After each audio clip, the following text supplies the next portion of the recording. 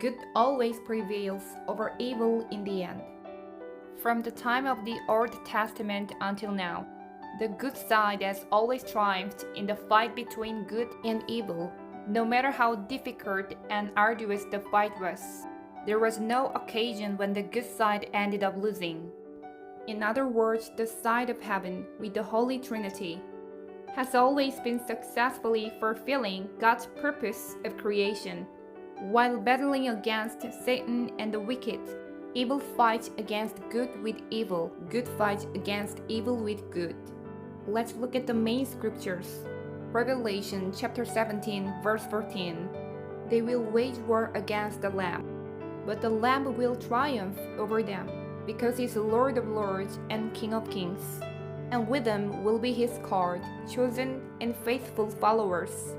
The Lamb is Jesus. He's not a king who came to rule one nation, but he's the King of kings, the Lord of lords, who came to save the whole world. When the New Testament came, even though the Jews from the Old Testament and Jesus' followers both believed in the same God, they made history as they fought against each other, claiming God's will was different.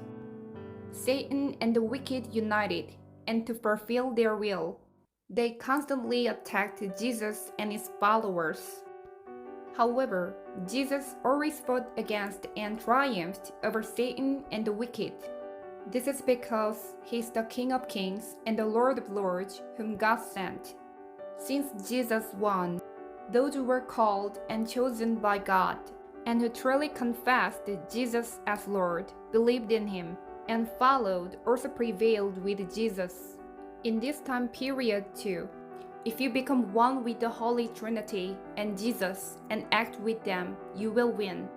When God made salvation history by sending the Messiah, or whenever he tried to fulfill the purpose that pertained to each time period by sending people with missions, Satan and the wicked who unite with Satan always fought against people God sent and tried to fulfill their own will instead. In the end, God won and triumphed because he was the one who took action.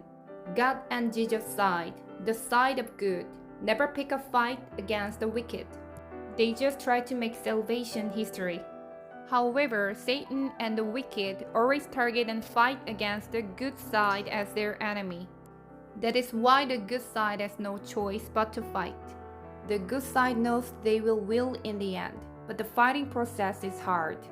Those who are weak and can't fight well may have a hard time, and sometimes they may even fall down. But the good side has no choice but to fight, because the wicked side keeps trying to make the good side collapse. Our fight is a fight of goodness and a fight of faith. It is a sincere fight before God, with the authority to love and serve the Trinity and Jesus. We fight while fulfilling God's purpose of creation. That is why in the end we will surely prevail